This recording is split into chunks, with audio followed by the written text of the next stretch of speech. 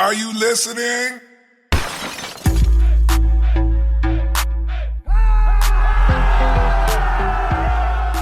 Welcome to The Roar, the reaction podcast for fans of the Detroit Lions. My name is Demetrius. I got my super producer, Mike Ward, with me. We hope you enjoy the podcast. If you do, please subscribe at YouTube, The Roar Podcast. You can find us on Twitter at City Roar and check out our Roar Facebook page.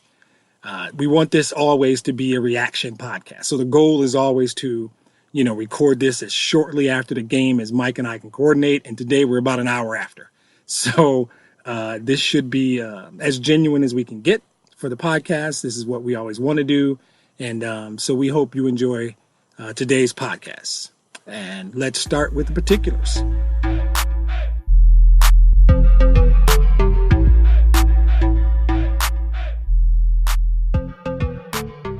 So this week, the Lions hosted the Kansas City Chiefs. Patrick Mahomes came in on fire. The Chiefs are 3-0. And unfortunately, we took the loss, 34-30. It was an entertaining game, not always in the best way, but it was in terms of where your expectations are versus what you got on the field today. I think a lot of us being Lions fans, had low expectations. We weren't sure who the Lions were. Still not sure who they are, but we didn't know. We knew that there was the potential that the Chiefs could come in here and light us up pretty good because they've done that to a number of people, and they're that good. And they were missing Tyreek Hill today. And I said in last week's podcast when the national guys and a lot of the haters, I call them, not even haters, they're just negative people who are always looking for a reason to bash because that's what they do. They talked about Philly missing Deshaun Jackson and Alshon Jeffrey. People are going to talk about Tyreek Hill probably not playing, but I don't really care about that because I could respond to that by saying we didn't have Mike Daniels, we didn't have a Pro Bowl corner in Darius Slay, we didn't have Quandre Diggs starting safety, we didn't have Danny Amendola. We were missing guys today too. All that being said, the Lions were leading this game with 40 seconds left in regulation. That's a reality. So if you want to look at the plus side, you could and say they played really close with a team that a lot of people feel has Super Bowl potential. And you can probably go on the other side and say they lost. They lost a game they probably should have won. I'm probably going to cover the entire spectrum. There are going to be segments and points in this podcast where I'm going to sound like I'm happy, even though they lost. And it was made very clear to me earlier today, there's no such thing as a good loss. So I'm going to try not to do that. And there will be times where it seems like I am really, really upset about this loss. Although I believe in our preseason podcast, I had them 1-3 right now, and they're 2-1-1. So at any given moment in this podcast, I could sound like Susie Sunshine or Debbie Downer. So be prepared for that. In terms of the numbers, total yards, 447 for the Lions. I spent a lot of time the first 3 weeks of this podcast. I won't go so far as to say bashing the scheme, but questioning it, maybe, the offensive scheme. I see what Darrell Bevell's trying to do. It's becoming more clear to me. I still don't always love it. I'm trying to find that balance between what series, and I look at the game as series. Each series is separate from another series. Which failed series, these empty possessions, is it Bevell's fault? Is the player's fault? Are they not executing, or were those bad calls? And there's a good mix of all of that, right? So 447 yards is good. I don't care who you're playing. Now, KC's defense is not one of the best in the league, and they have a great offense, so they don't need to be, they're 4-0. Obviously, they don't need it. 447 yards is really good. It's better with the balance. The Chiefs had 438 against our defense, but I have said, and I'll continue to say, our defensive scheme, whatever it is, whatever it's called, it might be a 3-4. We often only rush 3.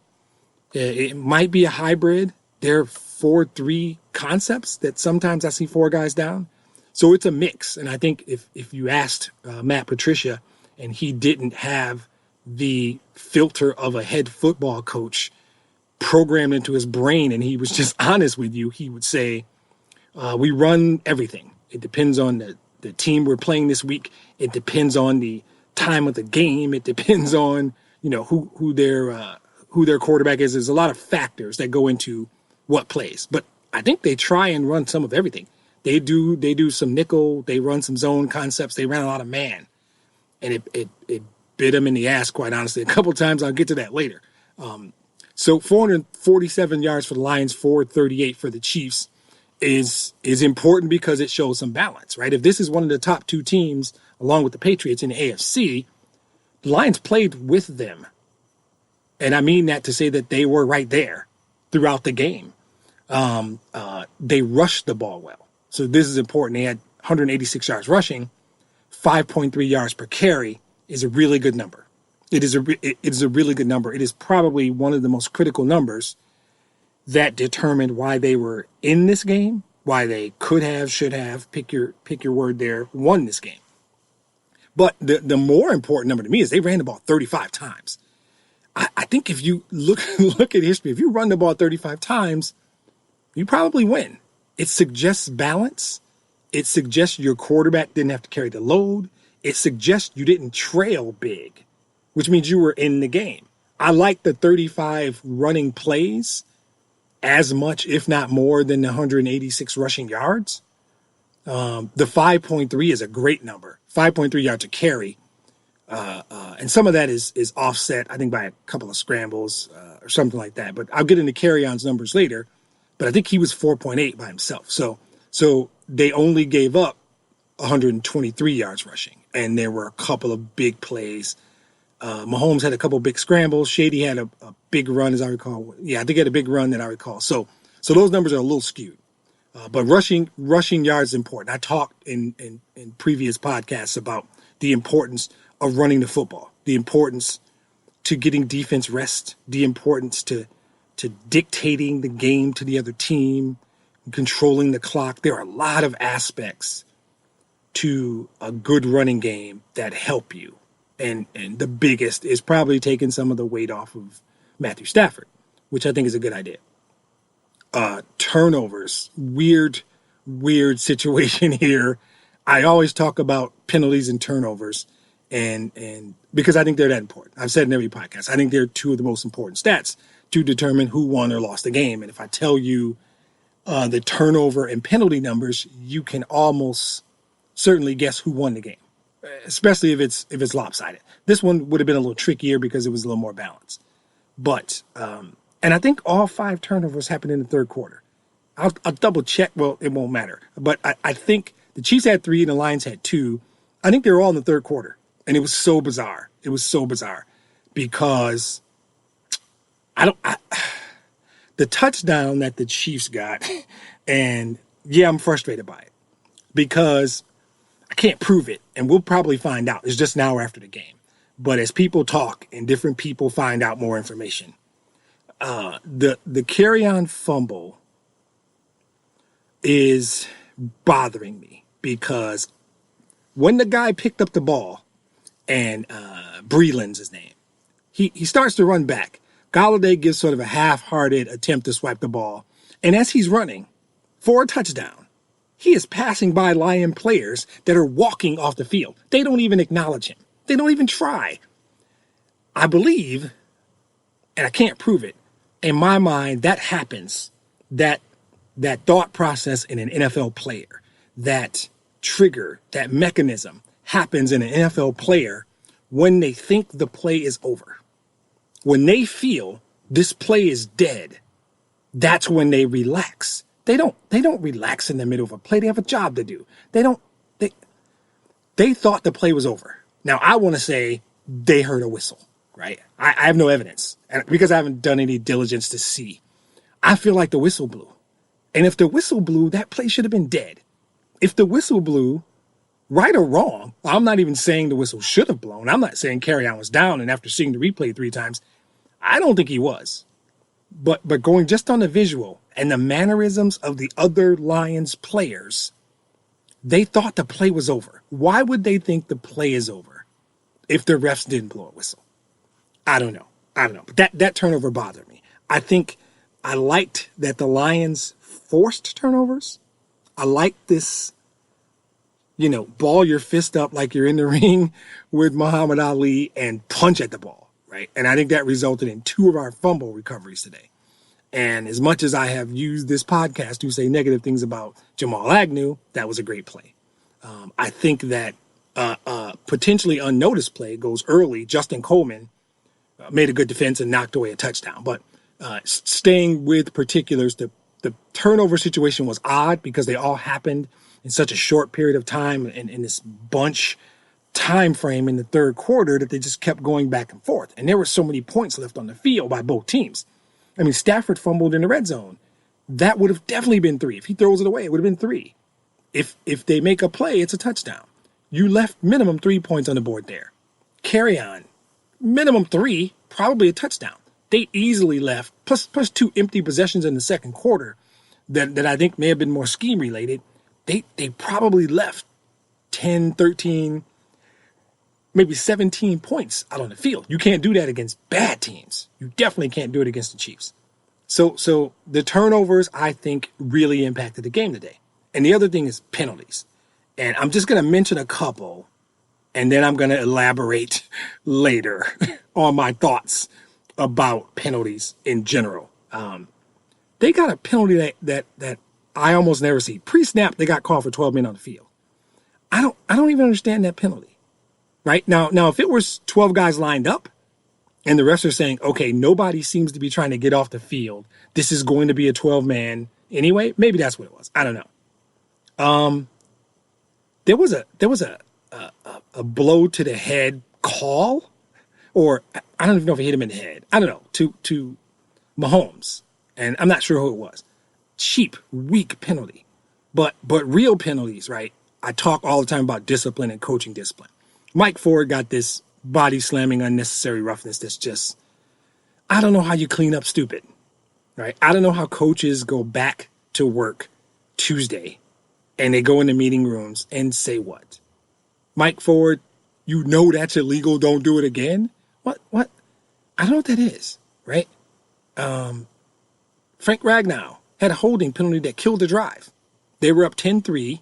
And that killer instinct, foot on the throat mentality that I talk about all the time, that's the moment. You're at home. And if you believe that the crowd matters, if you believe that the crowd can impact the game, that was the moment where you had a chance to let the crowd in. I think this was one of those empty possessions in the second quarter where momentum, again, if you buy into momentum, that was the opportunity to grab it by the throat and make a statement to the Chiefs, to the crowd, take real hold of the game.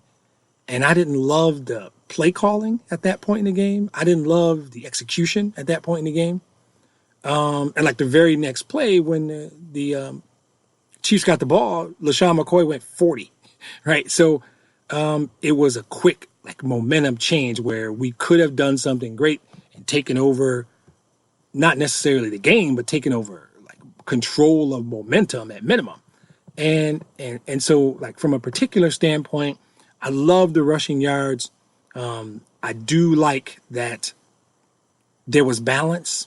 I think the numbers were both in the mid-30s, 38 to 37 or some number like that, where there was great balance. And I buy that balance is important. I buy that it's meaningful. So I think in general, statistically, the game was close. The best takeaway from the particulars is that statistically they played very well with the Chiefs. The turnovers hurt, and a few bad calls and some officiating probably hurt as well. But statistically, they played with them. So I'm not unhappy about the particulars. So now we move to the post-game jargon, the post-game nonsense that Mike and I like to call blah, blah, blah.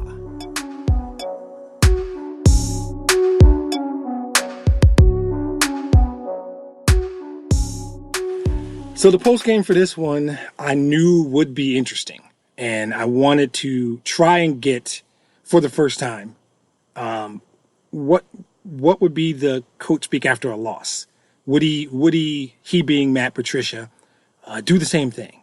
Because I think that's what I've always thought is what he's trying to be is robotic, and he wants to be, hey, I'm unflappable, and win or lose, we're going to take the same approach.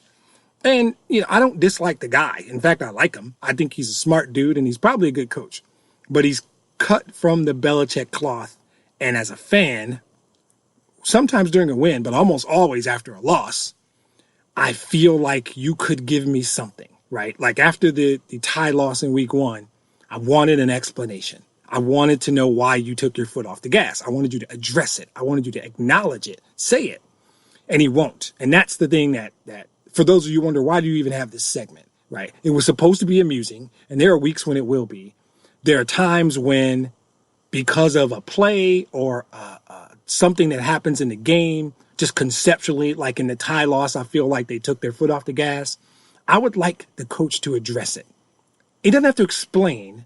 I mean, that would be good, but I don't expect him to always be right. He makes 1,000 decisions during the course of a football game. I don't expect everyone to be right, but there are times, like simple stuff, like, he called a couple of timeouts late, which I didn't get. But ultimately they ended up getting 3 plays. So I think I was wrong. I was upset when he was calling them, and it turns out they got 3 plays that drive, and they got a couple shots to the end zone. So those were actually effective uses of timeouts. And at the time he was calling them, I was confused. It's like, what are we doing? Stop them. Hold them to a field goal. Don't give the mentality of we're giving up because we know they're going to score, so that we're going to prepare for our response to their score. In reality, it was probably the right thing to do. Like I said, they got 3 cracks. But so in the post game, Marvin Jones said a couple of things that I found interesting before Patricia came out. But he understands the script too. They feed everybody the same sort of garbage to come out. We never gave up. We have to get better and not beat ourselves and eliminate mistakes. So he said a lot of the company lines, but he did say one thing that I wanted to hear. He said, we didn't go into this game thinking, oh, the Chiefs are coming, we have no chance. We went in saying, this is what we have to do to win the game. That is very, very close. That is getting very, very close to trophy room mentality. Like what I like, I talked about, and for those of you who've never heard about the trophy room, it's just a mentality of, it's a killer instinct. It's a not a soft mentality. And I felt like in week 1 against Arizona, they were soft. They were soft at points of the game where they couldn't afford to be soft. And that softness, for lack of a better term, resulted in them pulling a tie from the jaws of a victory. But Marvin talked very much about, we know that we have to execute. We know the mistakes that we make. We know we left a lot of points out there. We gave them opportunities. Acknowledging that was something that the coaches never do. I like that Marvin said it. He said, we have talent on this football team and we believe we can play with anybody. Now, you want your players to feel that for sure. I'm of the mentality that not only do I want him to feel it, I want him to say it. And I don't want him to say it just after wins. I want him to say it after losses. I want him to come out and say, we should have won today. We didn't, because I talk a lot about the difference between losing and getting beat, right? There's a big difference between losing and getting beat. And historically, as a Lions fan, they lose a lot, right? We've seen them lose games where they just come out and they play horribly. They don't play well enough to compete. And it's not about the statistics, or it's about competing. The last time they played the Chiefs was, I'm going to say 4 years ago, probably 2015 in London. I remember that game vividly for a number of reasons. But they got beat that game. Kansas City was better. And Kansas City came in like 1-4 or something like that. Manhandled them. They could have played that game 10 times in 10 different places. The Chiefs win 9 games, right? I knew that. That day when I watched, I just thought, that is one team that's better than another team. But then there are times when they play teams that are lesser than them, when the Lions are a good team and they play a lesser team and they just give a game away. They play to the level of their competition. They turn over the ball. They make mistakes. They just don't bring passion. And that is something that has always been tough for me to handle. So I want players, and Stafford is that kind of player. And when I get to that segment, I'll talk about what I mean. But I need players who believe that. They believe it when they win. They believe it when they lose. And they're not afraid to get in front of a microphone and say it. Because the coach, right, he did what he always does. Matt Patricia does not disappoint me. I feel like if I took notes, I could go back and it's the same thing, right? Proud of the team for the way they fought. That's what you always say when you lose, right? When you lose a close game, you're always going to try and silver lining the whole thing. And we got to coach better. We got to get better. We have to, he said, it starts with me. He actually said this. It starts with me. We have to make sure we get the details handled. And I remember that thing. What the hell does that mean? What is that? You didn't handle the details this week? It didn't start with you this week? Who did it start with this week? Who was in charge of details this week? If that's your answer to why you lost, because we're not talking about the mentally tough part, competing for 60 minutes, because he's got a point there. When you go into a game where everyone thinks the other team is better, the other team is good, right? Their quarterback is very good.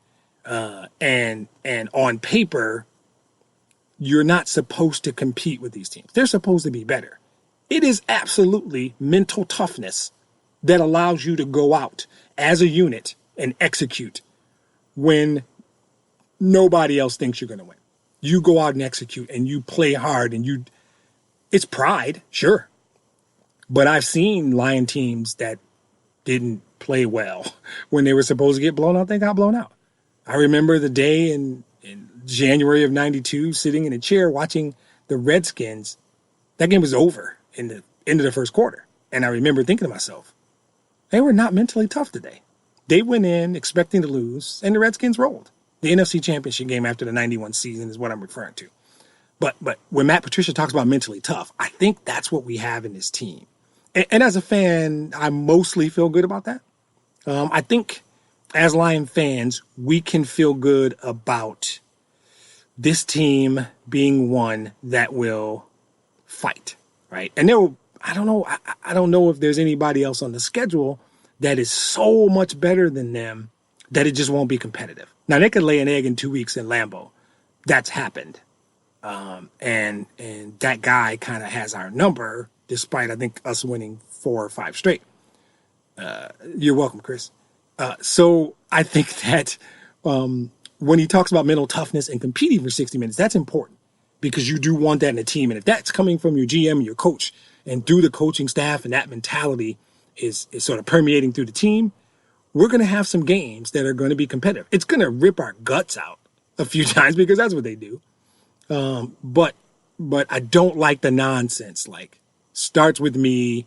We got to make sure we get the details handled because I just don't know what that means. I'm sitting here and I would like to comment on what that means, but then I always have to ask the question, who did it start with? If it didn't start with you, and what are you going to do differently? What are the details that you missed? Did you miss the details for how to challenge? I'm going to get to that, by the way. How to challenge certain plays? Because I thought he missed 2 challenge opportunities. I really did. So I think the bye week's coming at a good time. Injuries are a big deal. I mean, I think we needed Amendola. I don't know. Kudos to the defense, by the way, playing without Slay and Diggs. I thought they played well, personally. And Mike Daniels would have helped as well. But the one thing I needed him to comment on, and he ducked the question. They asked him, what's the deal with you being 3 of 6 in the red zone? 3 of 6? Yeah, 3 of 6, I think they were in the red zone. And he kind of ducked the question. And that was his opportunity to satisfy at least me and say, he could have said a number of things. What I think he should have said was, we've got to go back to our offensive scheme, our red zone scheme. What plays do we have in the book that are designed to be called for red zone opportunities, right? I don't think that part of the playbook is effective or being called correctly. I don't know what it is. This is not going to be a Darrell Bevel bashing. I've done that a little. I'm starting to come around to his play calling philosophy. I am very, very happy with the idea of balance. I love the balance. And today, despite them struggling to protect Stafford, and again, we're going to get to him, they gave up at least 3 that I can recall off the top of my head. But they were getting to him. But they ran the ball well. It would be great if they could put those 2 things together. Put the last 2 weeks with today's run blocking, and you've got a really effective offense. But Patricia really ducked the question about what's going on in the red zone, which I think is important to answer. It's important if he knows the answer. which is scary if he doesn't. But he, of course, talked about Stafford and that he played hard and how tough he is. And we're going to move on to that segment next, but I'm going to warn you Stafford haters right now. You can just fast forward about 10 minutes. Get the f*** out of here! It's because I am about to say a lot of positive things about number 9, and you might not like it. I don't really care. I told Mike when we first sat down and talked about the idea of this podcast, I'm a Stafford guy, and I want a section of the pod where I just talk about him. I will try and be objective. Maybe it doesn't sound that way, but mostly I don't care. I don't care. I think that today is not the day where there's Stafford bashing. And if you can somehow find a way to bash this guy today, then I think I said in a previous podcast, you're just a different kind of dude, and I don't know if I can say anything to satisfy you. So we're going to move on to our favorite segment, Stafford.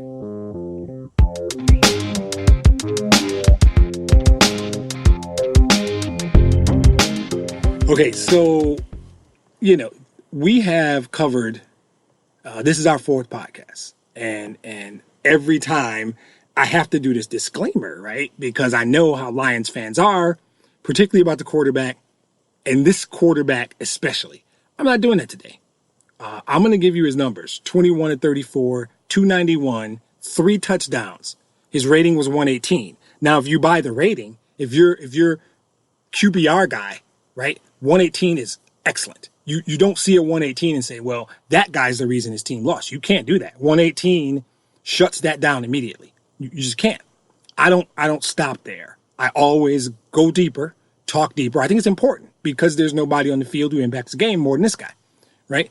So what I look for in the game, and I've, again, talked about this a lot, are 2 things, right? The throw and the decision. Should be in the other order. The decision, like where to go with the ball, and then the throw. Because this guy has unique arm talent, is the term they like to use. Strictly on arm talent. Forget all the nonsense. There's 3-4 guys in the league whose arms are just, they're special. They're different. And it's not Tom Brady. It's not Drew Brees. Tom Brady makes great decisions. He knows where to go with the football. He dinks and dunks a lot. He can go deep. He can throw a nice deep ball. He will go down probably as the best who's ever played the position. That's not what we're talking about today. Drew Brees, right?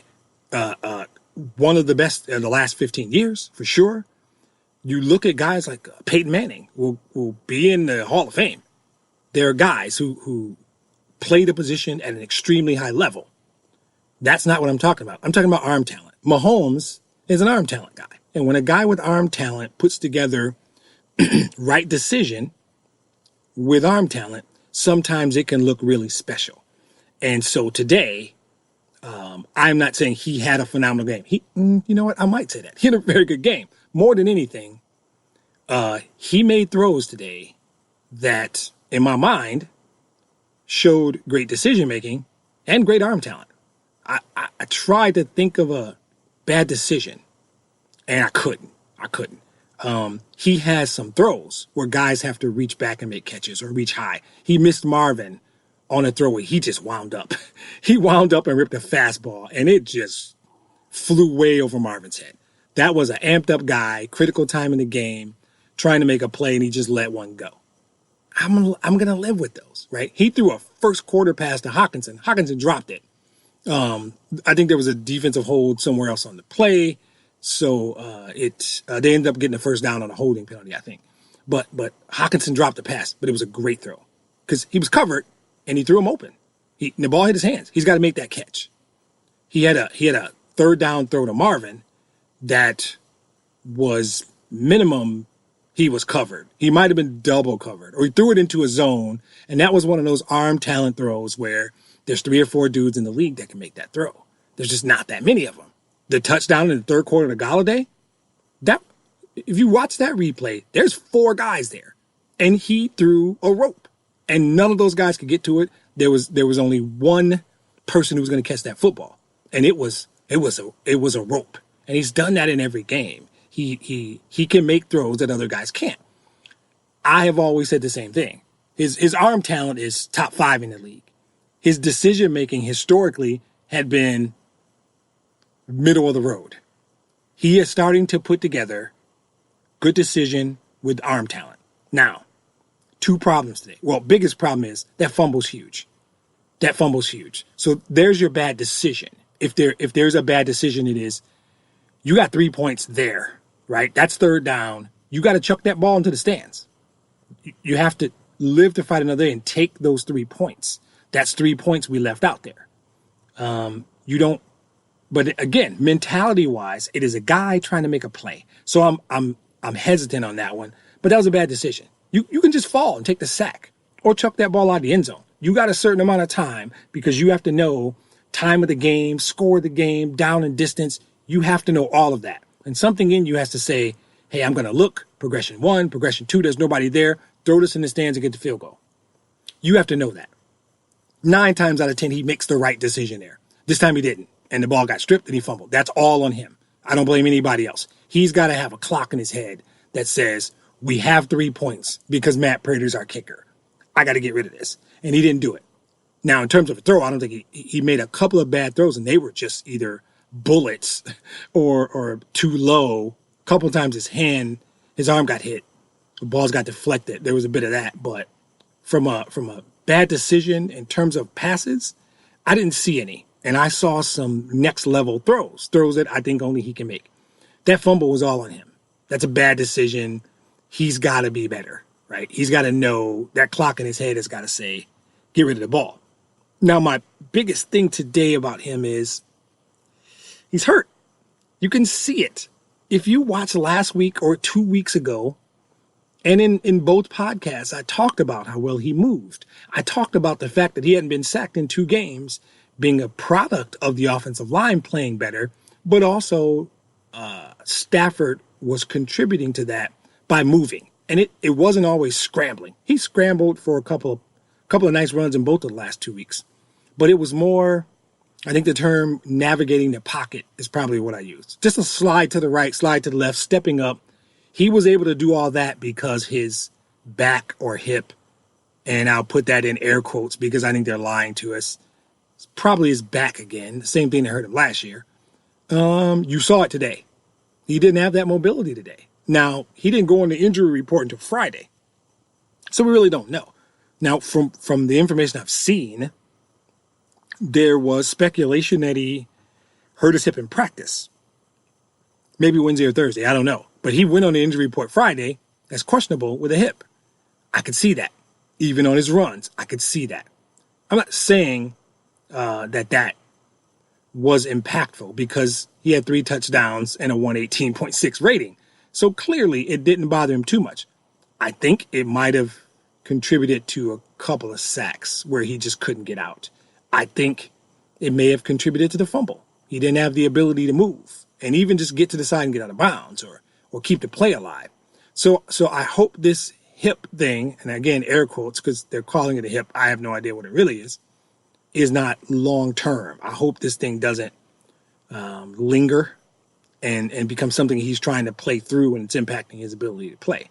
But statistically, again, this segment is always about what was the impact on number 9 to the win or loss, right? And last week, I didn't think he played very well or great, and I used the word enough. He played well enough for them to beat a mistake-prone, depleted Philadelphia team. Today, he played well. I'm sorry, he played well. And if you don't agree with that, fine. I'm not sure what you watched because you take out the fumble, and I challenge you to show me how he did something negatively to impact the game. Now, I will say he missed on a couple. He threw one and skipped past one to someone. That might have just been an overthrow. His arm might have gotten hit. I think he threw a couple balls behind people or low, which, guess what? So did Mahomes. So did likely every other quarterback that played in an NFL game this week. But all in all, he played well. And I think that, again, back to the thing, the 118 is nice. The 118 says this player statistically played a very good game. 118 is a good number. I don't ever care about that. I'll cite it because it has some meaning, and I honestly know the formula. So I struggle to start quoting that as the end all be all. I still have the same target, and every week I'll talk about the same thing. I need him to end this season with a 3-to-1 touchdown to interception ratio. That is the key. If he is 3-to-1 touchdown to interceptions, because this is very, very simple, touchdowns are points that help you win. Interceptions are turnovers that stop you from scoring and give them more possessions. Those two stats to me there are no more critical stats. If you throw for like Mahomes today threw for, I want to say 315, 320, no touchdowns. They won the game, right? His rating is probably really good. They ran for their, they took one back on a BS fumble. I don't even know. I don't even want to start there. I'm not going to digress on that one, Mike. I promise. We'll get to that later. I'm going to save that where it belongs later. So I think he had no touchdowns. Now he came into the game, I think with, I want to say like 10 or 15, some ridiculous number with no interceptions, right? So Mahomes did what he had to do and they got the win. He didn't play that well. Some of that was the Lions. Some of that might have been his teammates. Some of that was probably missing Tyreek Hill. But Stafford was missing Amendola, who's big, and he lost Hawkinson, who's big. So with all the same challenges and everything outside of the fumble, which I totally put on his shoulders as a bad decision, you got to get rid of that or run out of bounds. Stafford played a very good game today. He played well enough to win. He played well enough to keep them in the game against a good team, albeit an average defense, a good team. So I think that when you look at his numbers, and right now he's got 9 touchdowns to 2 picks, he's well above the 3-to-1. If he can stay above 3-to-1, and we all know there's a 1 touchdown, 3 pick game coming because he's an NFL quarterback, he's a human being, it's going to happen. My hope is that the hip, back, whatever gets better with the bye week. And I got to be honest, overall, today I loved his game. I loved the game he had today outside the fumble.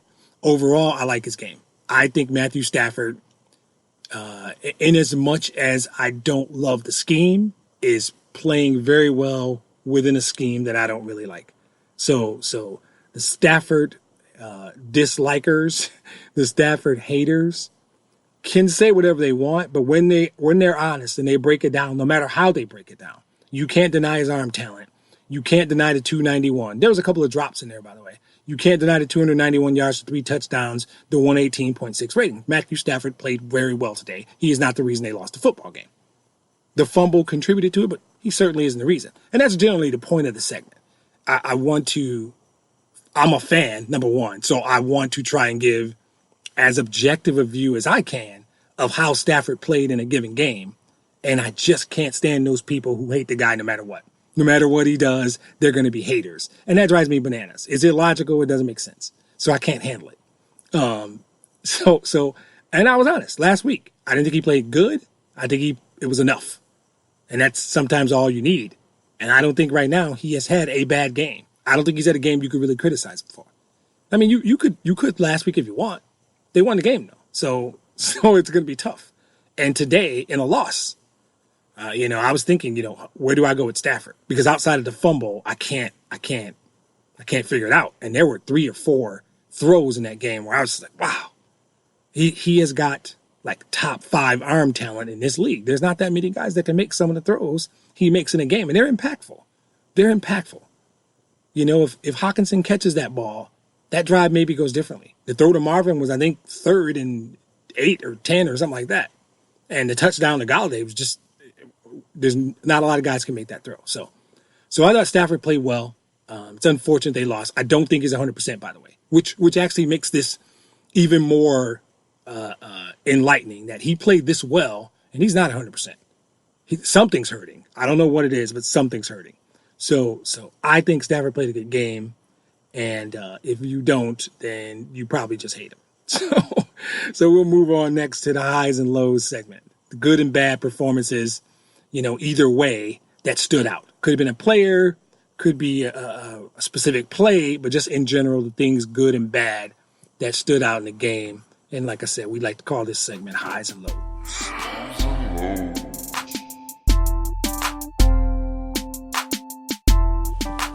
So this segment, we call it highs and lows. And my initial thought on it was, balance it out. Talk about a couple good things and a couple bad things. And but then my mind starts to just settle in. And in a game like this, when I got ready, I said, oh, this is going to be a whole lot of lows. It's going to be a whole lot of lows. And every week I debate, what formula do I use? Do I want to do the good stuff first and then unload on the bad, or vice versa? So I try and say, in my mind, are there more bads or goods? And do the shorter list first and just get it out of the way, right? And some of it I've already mentioned, right? So this segment is supposed to be broken up into two areas. Conceptually, things that we thought were good and bad, and then specifically plays that you have to say had a major outcome on the game. And not just the obvious, right? The touchdown plays, that kind of stuff is kind of obvious. But I'm going to start with the good because my bad list is a lot longer. So I thought that there was balance in the offense. I spent a lot of time questioning Darrell Bevell, not even being critical, but just not always understanding through the flow of the game, what is he trying to accomplish? And I focus on that a lot. And it's simple. It's things like on a second down. To me, second down is the most important down. No matter what you do on first, whether you get 2 or 8, whether you ran or passed, second down to me, I focus on second down always. If you had a false start and then you didn't get many yards and it's 2nd and 12, what are the plays in the playbook on that page that says second down, second and whatever, 2nd and 1, 2nd and 5, 2nd and 9, 2nd and 20? That down perplexes me in this offense because there seems to be almost exclusively dive plays. And I use dive for those really smart football guys. I don't mean truly a dive. Anything off tackle or in, right? Because I think truly a dive is between the center and the guard, maybe. And then there's probably a different term between the guard and the tackle. And then a run designed to go outside the tackle is probably called off tackle. So your terminology, guys, I'm sorry.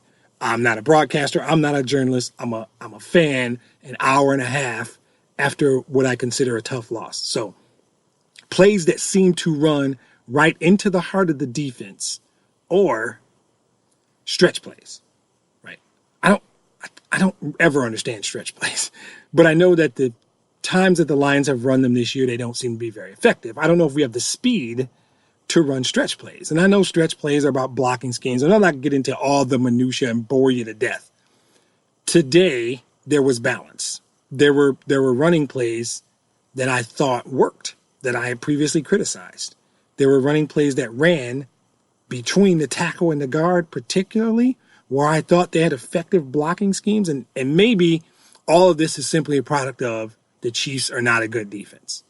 So this could be a mirage, right? This offensive balance where they had like 34, 35 passing plays and maybe 37 or 40 pass plays. The last 4 or 5 plays were passes and it threw the number off. But very near the end of the game, it was pretty close. It was like 34 and 35. That kind of balance, in every way that I can think about it, has to be good, right? I talked about the benefits of the running. I think it controls the clock. I think it rests the defense. I think you can dictate, what you want to do. It is offensive linemen have historically always said we'd rather run block than pass block. And until today, I wasn't sure they were going to ever be good at that. Love the balance of the offense today. I love the play of Justin Coleman today. Not because it is not worthy of so here's a guy. He made a play in the end zone early in the game that was a touchdown. He came in and knocked the ball away. That is what I see from this guy, is a guy who plays every play, and he plays to the end of every play, right? I love the Jamal Agnew. I've bashed this guy, and I got to be honest, I apologize. Last week, that was a great play on the second half kickoff. That fumble impacted the game. Not as much as I would like, but it did. Okay, so that's it for the good stuff. So now let's talk about the bad. So the first thing is obviously the fumbling. I don't love the carry on one. I believe there was a whistle. He may or may not have been down, but I hate that play. I'm not going to comment too much because I didn't see enough replays. I don't really know. It sucked, right? So 3 areas. I'm going to start with Mahomes, or quarterbacks in general. Apparently, when the Lions run man defense, no one accounts for the quarterback. So two huge plays. One in the first quarter where I think he ends up scrambling for 25 on a 3rd and 6, and the defense would have gotten off the field. 3rd and 8 maybe. Defense would have gotten off the field late in the first quarter. And nobody accounts for Mahomes. He takes off 25 yards later, first down. Same thing, ended the game. Literally could have ended the game. It would have ended the game, I think. 4th and 8. And the coverage is good.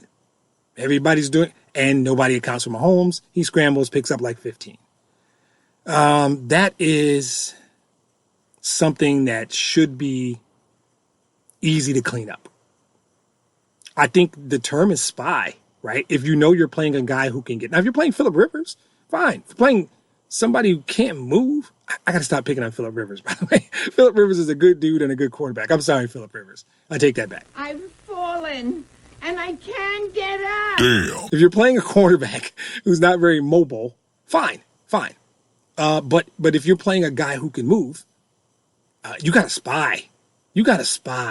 That was too easy. And I feel like there was another one that I forgot. That was too easy. You got to, the scheme, Paul Pasqualoni is the DC. He's got to clean that up. I'm sorry. That's on film now, and teams are going to know. Spread them out. They're going to run man. Your quarterback will have a lane, and he can get 6, 8, 10 yards anytime. They got to clean that up.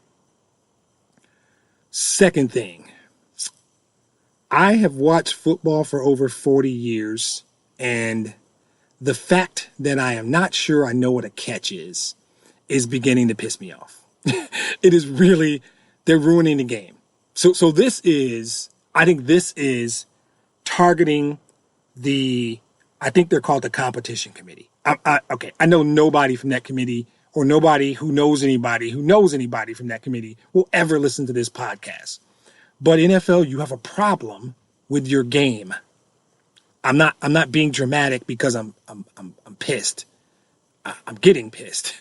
But you have a problem with my game. You're ruining my game. That Kenny Golladay catch was a touchdown. I'm sorry.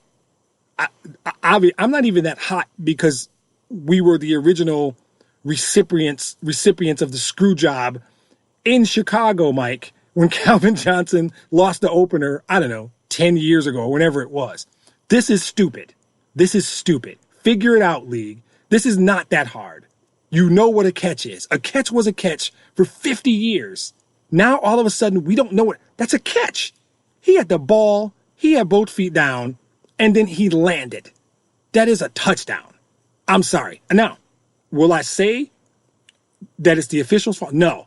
I got a whole bunch of other crap for the refs. I'm getting to them in a minute. League, Goodell, whoever it is, the competition committee is what I think they're called. You have a problem. You are ruining the best game in the world. You are killing people like me with stupidity. I'm not mad about the Lions because they lost. This is a whole different deal. They are killing my game. You've got to fix this. You have got to fix this. Stop it with the ball move. Stop it. Stop it with the completion of the process. This is stupid. We went years. We know what a catch looks like. We know what a catch feels like. We know what a catch is. And then you go and you slow it down to frame by frame. This is stupid. I am willing to live with the occasional exception where the ref will miss a call and a guy is bobbling it. I will live with bobbles that are wrong. I cannot stand a guy putting on a headset, looking under a hood, and taking touchdowns off the board. And do I think that cost them the game? Maybe. There was a number of things that cost them the game today. That's not what this is about. This is dumb. This is dumb. You already have officials that are not good at their jobs, and I'm not totally blaming them. And again, I'm about to get to them. I'm saving them for last. Some of this is on the league. This is on the league. Fix the rule book. Stop being stupid. Let the game be the game. Stop it. This is nonsense. And don't wait until you have a situation that costs some team a championship or a chance at a championship and then do something drastic. This is stupid. Let the ref make the call. And as long as that dude is willing to walk up to the podium afterwards and say, I saw the guy catch the ball. I saw both his feet go down. In my mind, that's a touchdown. Where I'm from, that's a touchdown. Now, if he lands and the ball pops out, I'll buy that. That's common sense. He never had possession. Golladay didn't drop the ball. He landed. The ball moved. Why? It's called gravity. His ass hit the ground, so the ball moved. That does not make that any less a catch. That is a catch. This is stupid. This is ruining my game, and somebody's got to do something about it. Somebody's got to do something about it. And it's up to the league. This is just nonsense. And the other part is the refs. Now, I will say right up front, I believe NFL refs are still part-time. And I only bring that up for this reason. I think that because they're only part-time, they have full-time jobs, they're insurance men or lawyers or whatever. They have other jobs. I think you need to make them full-time. And if your question to me is, then what do they do in the offseason? They train, just like players, just like coaches, right? They study, they practice, they stay in shape, they watch film, they work full-time at their jobs. They need to work with the competition committee to say, hey, on the field, that looks like a catch. Don't make me walk to a microphone and say something stupid about the ball moving or completing the process or that nonsense. Let me call what I see. Have them go out there, hire players, and have them have mock games during the summer. They need to be full-time. This needs to be their only job. They need to focus on getting better because right now they suck. As a group, they suck. In every game I've watched, including a Packer game on Thursday, they sucked. They sucked. Now we don't know what pass interference is. And I went on for a while in last week's podcast about, look, just stop it with that. Just, look, here's my advice to every coach. Stop it. Don't even bother. And I described it last week, and I'll do it again. For those of you who didn't get to hear last week's podcast, my apology. We didn't get it up in time because I had some technical difficulties. But this is what that rule is in real life, okay? In real life, that rule is, hey, come here for a second. You know, you just messed up. I think you just messed up bad. I kind of think you don't know what you're doing. So what I want you to do is I want you to go over there and watch a replay and see that you messed up. Then I want you to get on a headset, call your boss in New York, tell your boss you messed up, have your boss agree with you that you messed up, and then come back down here, get on the microphone, and tell 40,000 people you messed up because you didn't see it. Tell them you're blind. Tell them you suck at your job. That's what I want you to do. That's just not going to happen. The numbers with each week are growing and growing. They're not going to overturn the pass. And if they don't call it, don't challenge it. They're not going to call it. I saw 2 of them in 5 minutes in the Green Bay game last Thursday. It is stupid. The guy's hand was literally in the other guy's face mask before the ball arrived. It was pass interference. I saw a guy grab a guy's arm before the ball got there. That's the definition of pass interference. Now, we don't know what a catch is. We don't know what pass interference is. What? You're killing my game. This is, I think, about ref ego. I wouldn't be surprised if there was a refs union meeting. They simply said, look, you guys actually are pretty good, despite what the public thinks. You're good at calling pass interference. Call pass interference like you normally call it. And if they challenge you, and it is not egregious, it's not New Orleans, LA Rams, last year's NFC Championship game, which is the point of the rule. This rule is not for coaches to challenge pass interference during games. This rule is for one thing. When they absolutely blow a call that costs the team a Super Bowl chance, they can fix that. This is not for subjective, borderline, close calls in the second quarter of a Week 4 game. They're never going to overturn it. Stop wasting the challenges. Just don't even bother. If it is not absolutely egregious, because quite frankly, both calls in the Packer game, they're wrong. They're by definition. And the real problem is simply this. The league has mandated these part-time dudes who don't do this full-time to be perfect. The league has asked them to be perfect, which is a classic overreaction. The league should have said, what happened last year in New Orleans LA game is an aberration. It almost never happens. It just doesn't happen that often. We are not going to create a rule to manage the exceptional situation. But that's exactly what they did. They created a rule to manage the exceptional situation. And now coaches are throwing flags, challenging calls in non-exceptional situations. And the refs are not going to overturn it. They're not. Maybe it's human behavior. Maybe it's ego. Maybe it's a big middle finger to the league for for putting this rule in place because of one thing that happened one time. I wouldn't be surprised if it's a combination of all of those. But what has happened as a result of it, refs don't know what to do. They're not full-time. Everything they do is question. Literally everything they do is question. And you're ruining my game. You are ruining my game. When the ref is so scared that everything he's going to do is overturn, they're just swallowing the whistle now. These pass interference calls are stupid. They're just, it's not that hard. But now their world is, when it used to be, hey, you're running, the play is happening, real time, do your best, use your instincts, see what you see, call what you call. And if you happen to get it wrong, okay, we'll send out a memo and say, hey, they got it wrong. They missed it. The play that happened in the New Orleans LA Rams game in the NFC Championship game was the exception. And then they instituted a rule to manage an exception. And it is stupid. It was a stupid decision by the league and the competition committee. It is resulting in very, very stupid situations in every game. Because when you slow it down frame by frame, you can see whatever you want to see. I was certain Kenny Galladay's toe tap was out of bounds. I saw the first replay and thought, that's out of bounds, not a touchdown. And then the ref comes out and then they slow it down. And Fox frames it. And they catch his foot grazing. Grazing is generous. Great. Now, turns out it was a touchdown. They slowed it down and it was a touchdown. His foot was touching grass before it went out of bounds. So then what are the refs going to do? They go to the bar after the game and they're like, look, we missed this, we missed that. What? They don't have confidence. They're not sure of themselves. And you know what? They're probably going to add some rule, but the two that are killing me, the two that are bothering me more than I can even express, a catch is a catch. A catch is easy. You can see it. Are they going to miss some? Sure. Are they going to miss plays that cost teams a chance to go to the Super Bowl? No. Because you know how many times I remember it happening? Once in 100 years of football, whatever it is. Once. And so now we changed the whole game because Kenny Galladay's catch today was a touchdown. I'm sorry, that's a touchdown. That's not even about cornbread and Kool-Aid. That has nothing to do with it. If it was the other way around, I'd have said the same thing. That was a touchdown. That's got to be a touchdown in our game. If that's not a touchdown anymore, what the hell are we doing? What was Galladay supposed to do? He was supposed to defy the laws of gravity somehow? What is he supposed to do?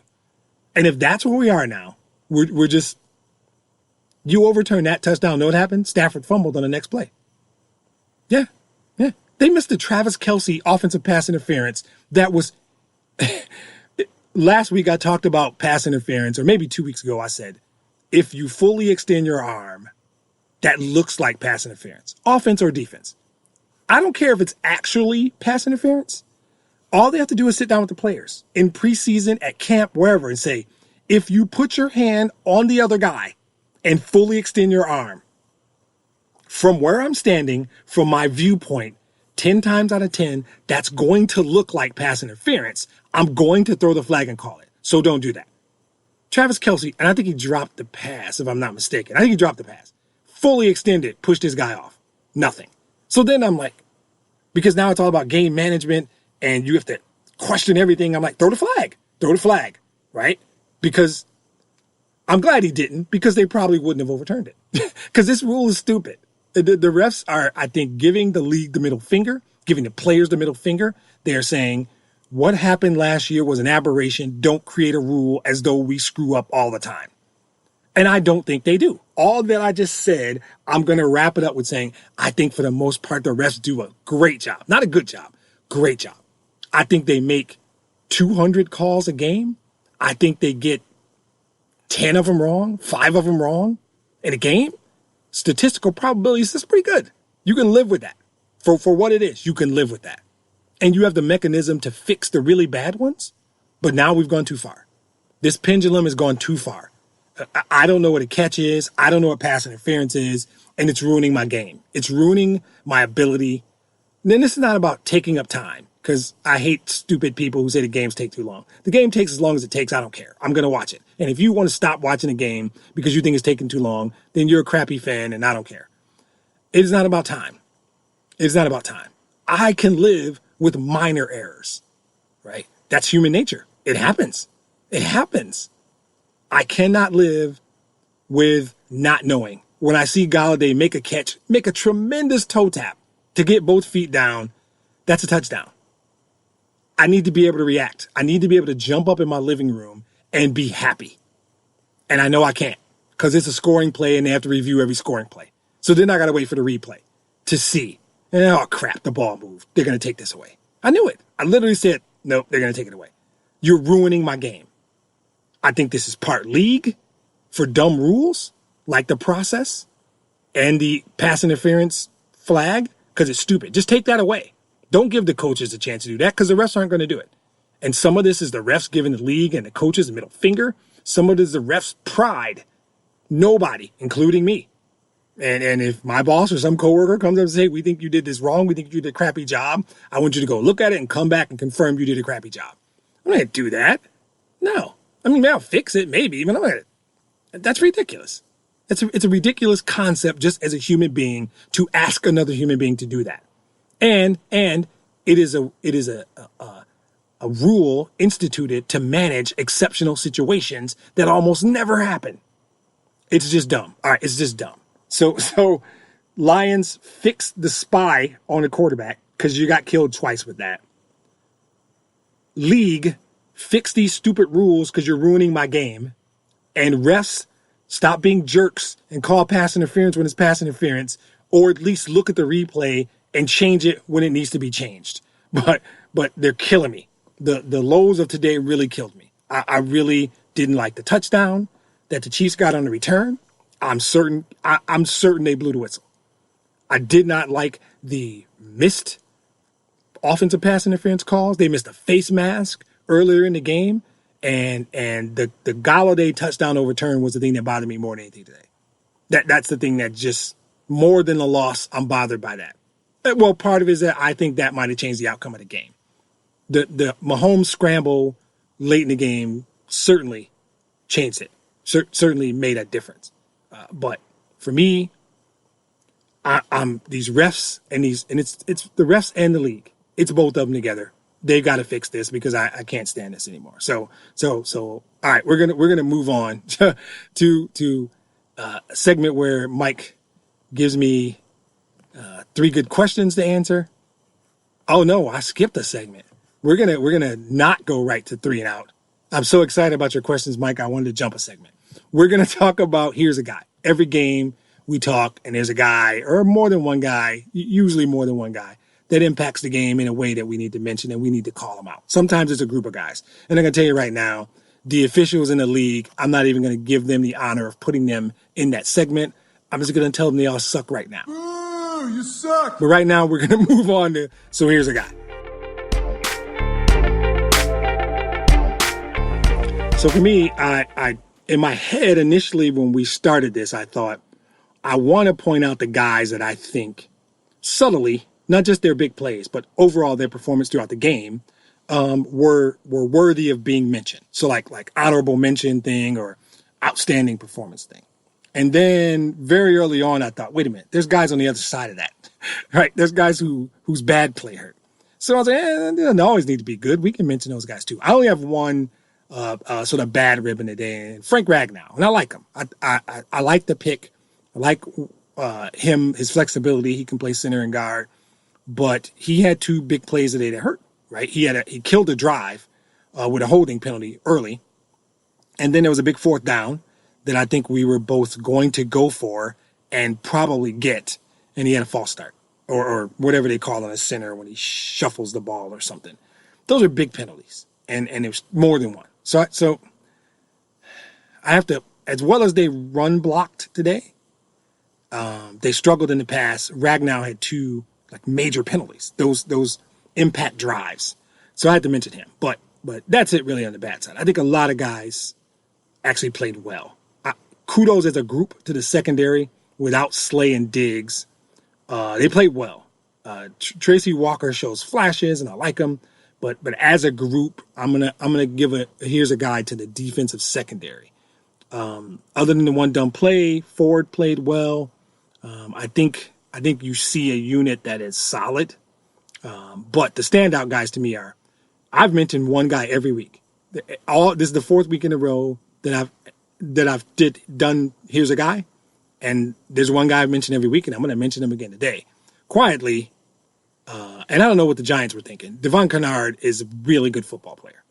The linebacking core is strong. Devon Kennard he's more than like solid. He makes plays more than just makes plays. When he has an opportunity to make plays, he doesn't miss.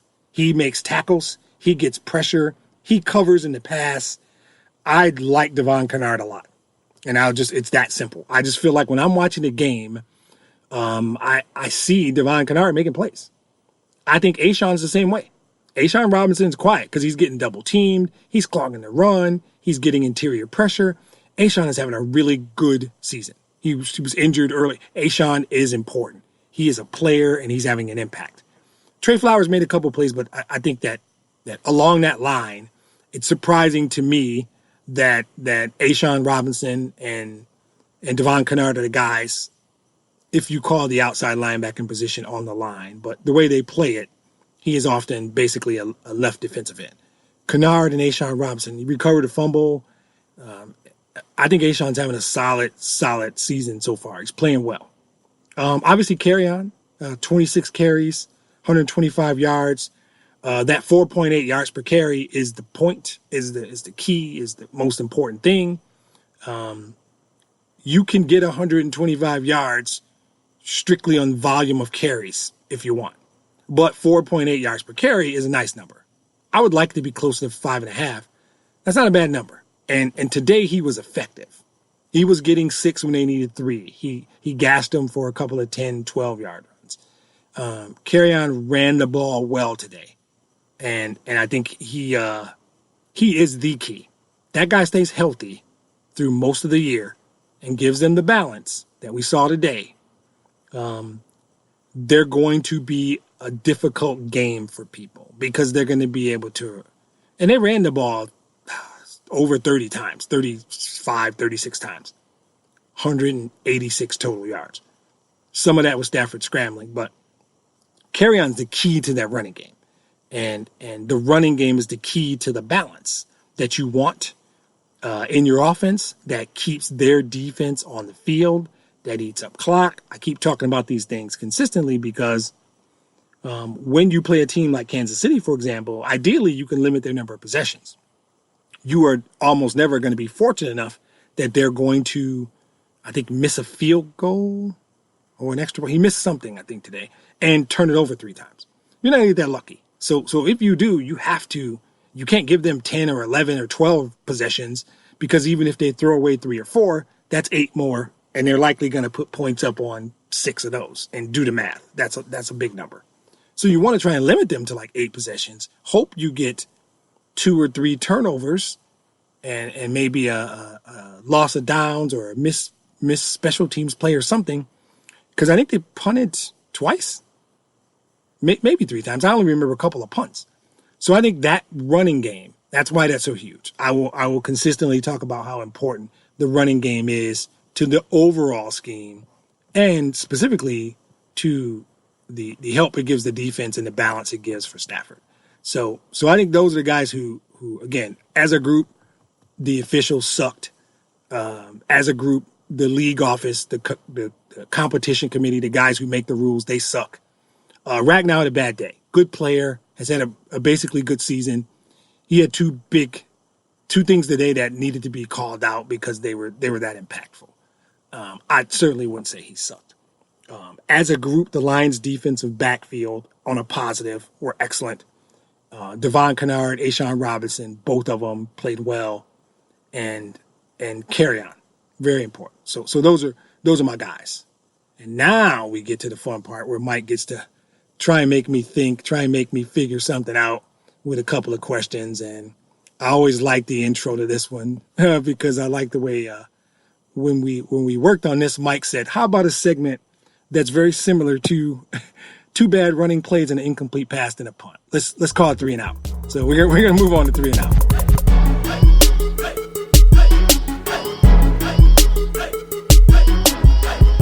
Right, so here we go. 3 and out. Let's kick this thing off. So I know you I know you've already digressed quite a bit about how tough a loss this game was. What's the most positive thing you can pull from this loss, though? If you had to pick, that beacon of hope coming out of this week, what would that be?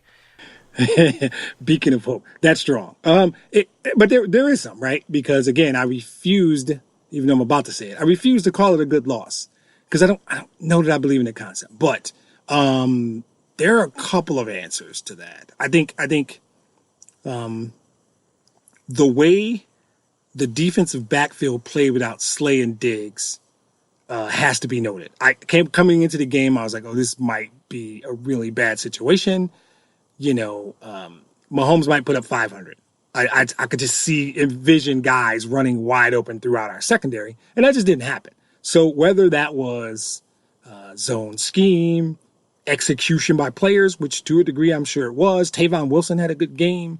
I mentioned Tracy Walker earlier, and I think at the corner spot, Coleman and Rashawn Melvin bothered me. A bad play. No, he didn't. Rashawn Melvin actually had a good penalty. I meant to mention this back in penalties earlier. He would have been roasted for a touchdown. He committed a holding penalty. And every week when I talk about penalties, I usually separate good ones from bad ones. But in terms of your question, the performance of the secondary missing quite possibly the two best players was impressive. But the real answer is simply the running game. They ran 35 plays. They ran 35 running plays. If you run the ball 35 times in a game, that's significant. That's important. That you're in that game. When you're losing bad or not in a game, you almost never have the luxury of running 35 running plays. That's a really big number. And not just the 26 that went to carry on for the 125, the 186 total. If you rush for almost 200 yards in a game, it's tough. It's tough to say it wasn't effective. It's tough to imagine you're not in that game. Even if 10 or 12 of those were decoy plays to keep them honest and balance out the passing game, that's 35 running plays. So the much shorter answer is the improvements in the running game are the best thing that came out today. And if we can run the ball 35 times a game, we're going to be a good football team. We're going to win some games. So the running game improvement is my short answer. The performance of the defensive secondary was very good too. Another thing, what's the most important thing the Lions need to accomplish during the bye week? What do they need to filter out of their game? What do they need to tweak? Give me your thoughts on that. So again, there's at least three answers to that. So I'll take them in reverse order, most important last. I would like them to figure out when you're playing man, who owns the quarterback, who owns the spy, right? Who's the spy? I think that's important. That's a problem. That was exposed today, but I think it happened in a couple of areas. You got to figure that out. Somewhere in your run scheme, particularly when you're playing man coverage, because it appears they do that well and everybody's covered. Somebody's got to own the quarterback. So I need you to figure that out. Number two is how do we get the performance from the offensive line of the last 2 weeks relative to pass blocking and the performance of the offensive line today relative to run blocking. How do we get those in the same game?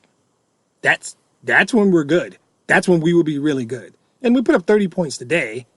I don't know what Kansas City's defense is, so I don't give that a ton.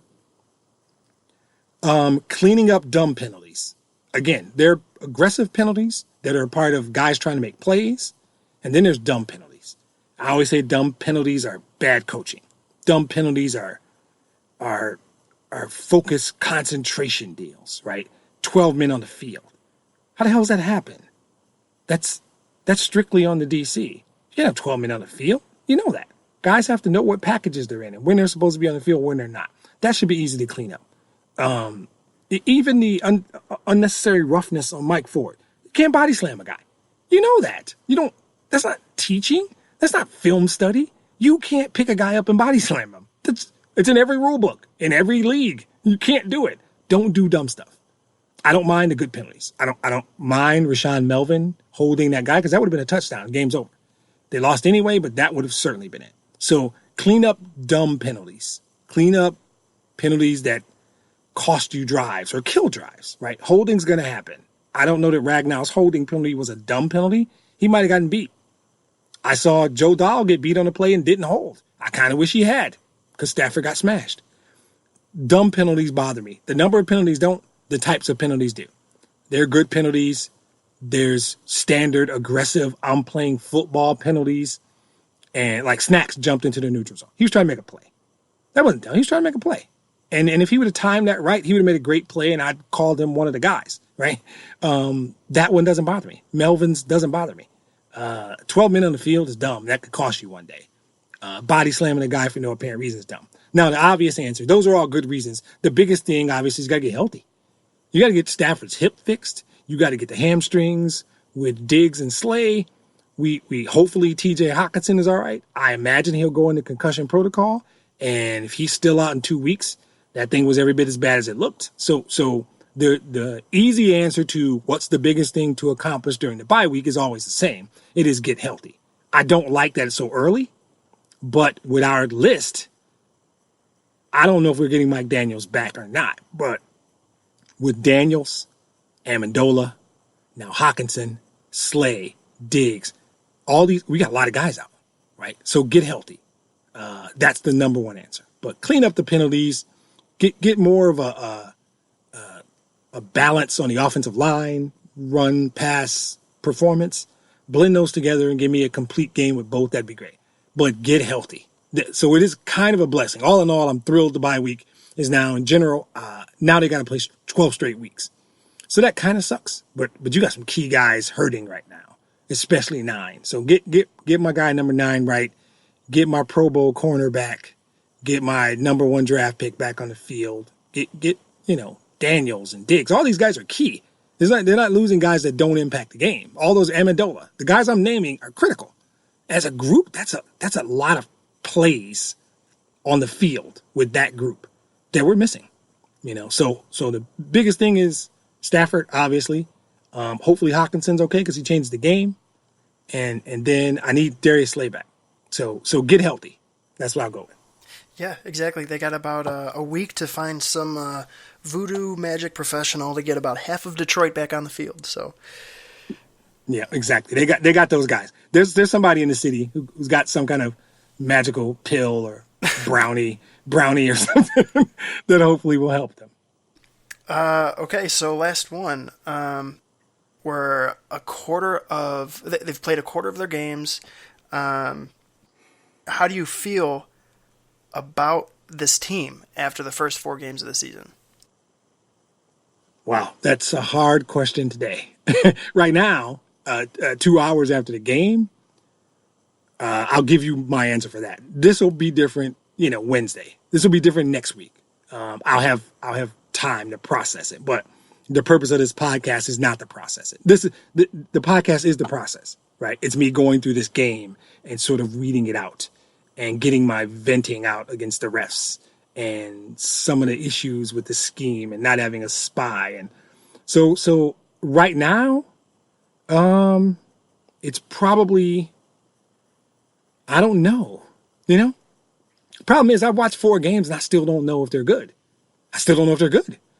Now, the truth is, I think in our preseason pod, I had them 3-1. We went through the whole schedule and I had them 3-1. And maybe if you can, as I'm finishing this thought, pull up the next 4 games for them, if you can pull that, and I could as well.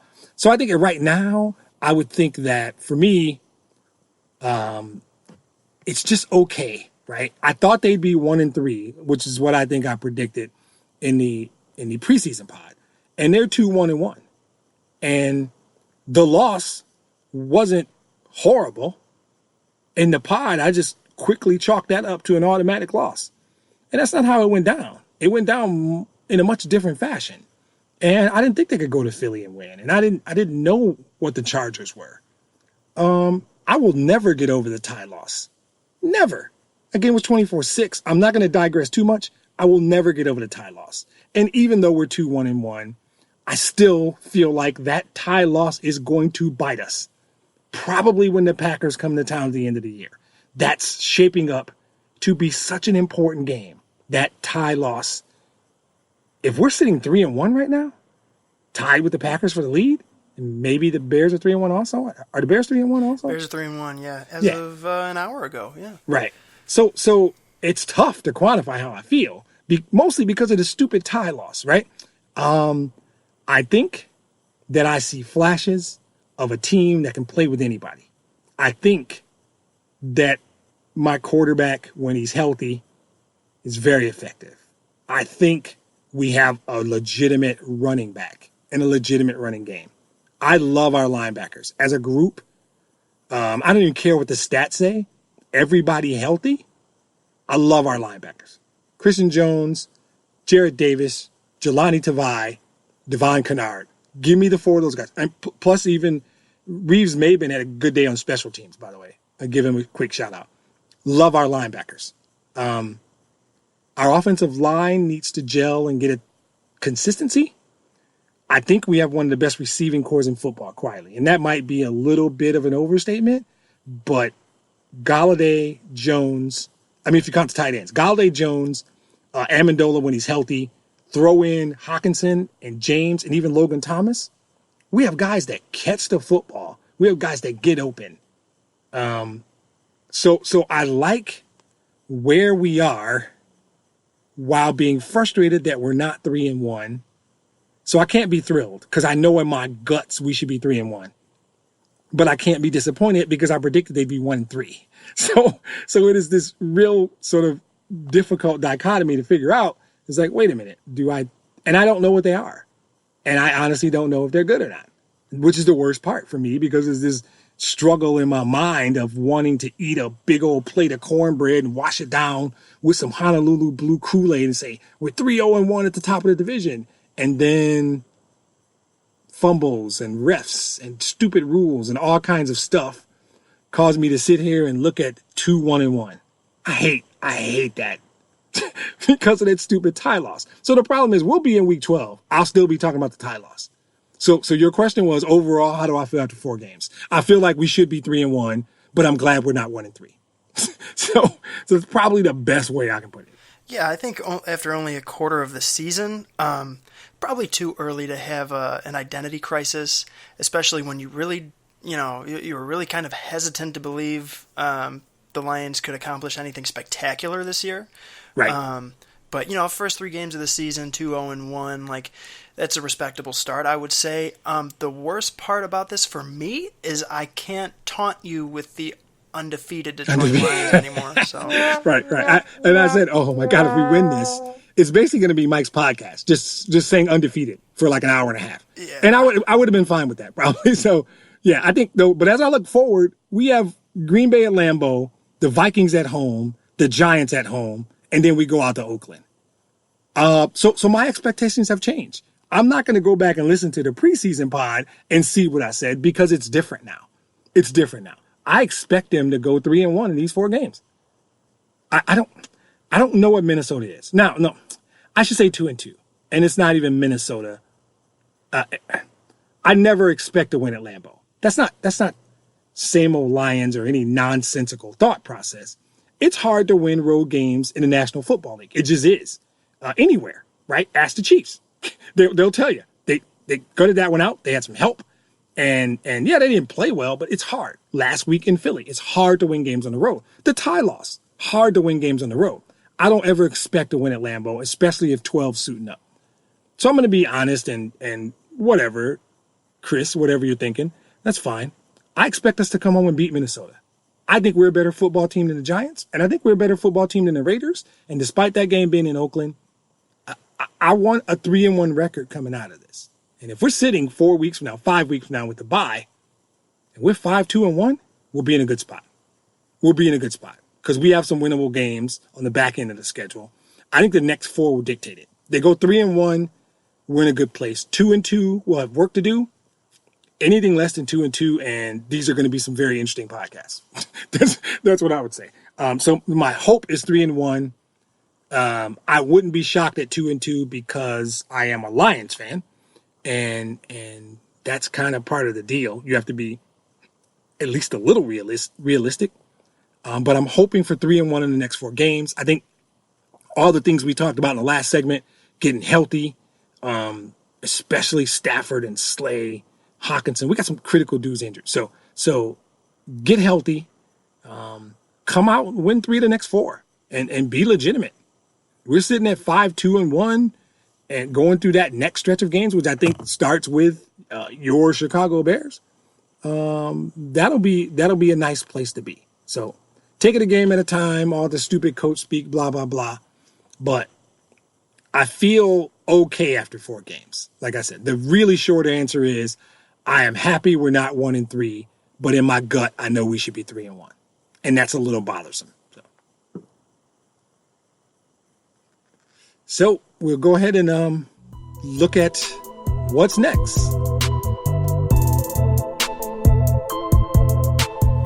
So what's next? The aforementioned Green Bay Packers are next. Now we get a bye first. So spent a lot of time talking about what we need to do during the bye week. So we all know that. But then we go to Lambeau on Monday night. So my perception, and I'm not always sure it's right, and I'm not going to go back and look at the record to find out. I feel like we play well on Monday night. Primetime in general. I feel like we play well on Thanksgiving and on Monday night. But then I know that we had a stretch where we were getting blasted on Thanksgiving. We were getting blasted everywhere. So, but recently, but I think I might just be thinking a lot about, I think we beat the Packers in a primetime game Thursday or Sunday night in the last 2 years. We beat the Patriots last year, but we got smoked by the Jets opening last year. So I don't know. It's a primetime game.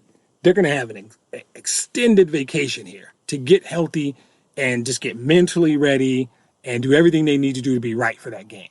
Now, the Packers lost on Thursday, and they have Dallas next week. So if Dallas is real, and I could do a whole nother podcast about the fact that Dallas hasn't played anybody and I think they're frauds, but I'm not going to do that now. We'll find out. That game is big. The Packers could come in 3-2, or they could come in 4-1 and be legit. I'm going to tell you in the looking forward segment, I don't like the balance that the Packers had. I talked a lot in this podcast about what we did, 34 pass plays, 35, 37 rushing, that balance. I think Aaron Rodgers had well over 400 yards passing Thursday, and I think they had 80 yards rushing, 86 maybe, and half of that was Rodgers scrambles. That kind of balance isn't going to beat us, especially if we get Slay and Diggs back. We will do the classic hybrid defense, and they'll move the ball between the 20s, and they'll settle for field goals. And we'll win that game. Because the other thing, the Packers don't do well. I won't say they don't do it well. They didn't do it well Thursday. And they got Dallas coming. They got gashed. They weren't just giving up small chunks. They got gashed. And we'll see next week what Zeke Elliott does to them. If they don't fix their run defense, we're going to run the ball 35 times. We're going to rush for almost 200 yards, and we're going to beat them. Now, I'm not predicting it. I'm not calling it. I'm saying the Packers are professionals. They know what they have to do. They're probably going to clean up a bunch of stuff. There's a different scheme they may run against us than they ran last week. So I don't really know what the Pack, but we went to Philly and beat Philly. Those same Eagles 4 days later went to Lambeau and beat the Packers. So the league is the league. That's how it happens. You never know. But if they don't clean up their run defense and don't find some balance in their offense, we are capable of going up there and winning this football game. Not a prediction, just little insight as to what I think. So for me, I'm excited about it. I hate bye weeks because, I don't really have anything to do next week. Unfortunately, there won't be a podcast next week because I'm not watching some other game and breaking it down because I don't care. So Mike, unless you want to do a Bears podcast next week, we're taking next week off. So it's right. So the Monday night game will be late. I'll get it recorded late Monday night. It likely won't go up till probably Tuesday. So just a heads up for those of you who get the subscriptions. Late games are tough. Mike works early, and we can't do it that quick. So that Monday night game probably won't go up till Tuesday. Hopefully, barring any unforeseen issues, we'll try and get it up as soon as we can. So I want to thank everybody for listening. Hope you enjoyed the podcast. Thanks as always to my man, Mike. Look for our podcast on YouTube, subscribe. That way you can get notifications whenever we post. That makes it easier for everyone. Tell all your friends about it. If you like it, look us up on Twitter at City Roar. Check out the Facebook page. Give us a review. Give us a rating. If you like it, we take feedback of all kinds. So if you want to send us something, send it to us. Give us some ideas, tips, whatever. We're open to it. We just want to produce a good podcast for those fans who feel the same way I do right after the game and are really sick of the league and these stupid rules and the rest. Wait, I'm not going to do that anymore. We're wrapping up. So I want to thank everybody. Thanks again, Mike. Appreciate it. Special thanks, as always, for our musical contribution to the podcast. Verified Picasso, Otis McDonald, Wayne Jones, Density and Time, The Grand Affair, Young Logos, Mike's dog barking in the background. Young Logos is spelled Y-U-N-G, Diamond Ortiz, and MK2. Thanks again, everybody. We'll talk to you in a couple weeks.